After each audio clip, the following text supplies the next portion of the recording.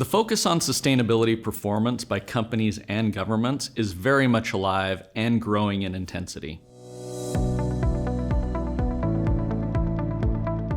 Now, we've seen a shift in drivers for public disclosure of climate goals and other sustainability commitments from a voluntary trigger to mandatory.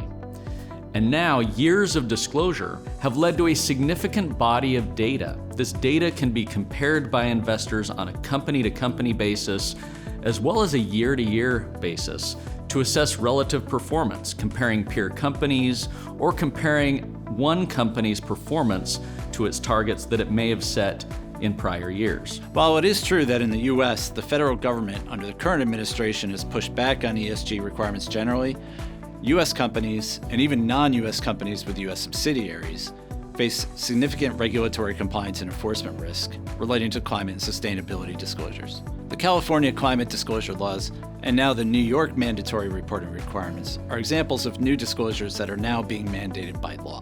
The California climate disclosure laws require two things. One, an annual disclosure of a company's greenhouse gas emissions.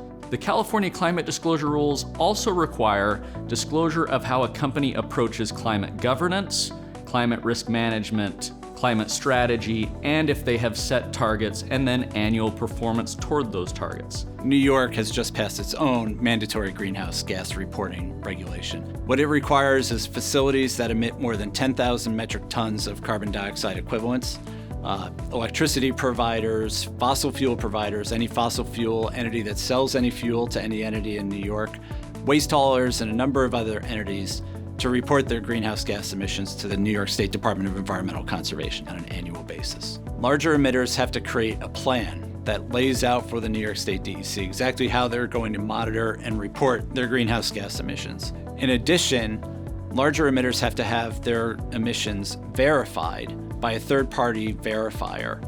That entity will actually have to come in and do a pretty comprehensive audit of the emissions that have been reported to New York State DEC in order to verify that they're actually accurate. These are the types of disclosures that will require continued investment by companies. Investment in emissions monitoring, investment in emissions data management systems, continued investment on accurate disclosure in a governance structure.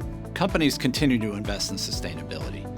Companies that thoughtfully approach their climate commitments, invest in progress toward those commitments, and accurately disclose their climate performance will be viewed as compliant by state regulators, and consequently as more attractive investments by sustainability-focused investors.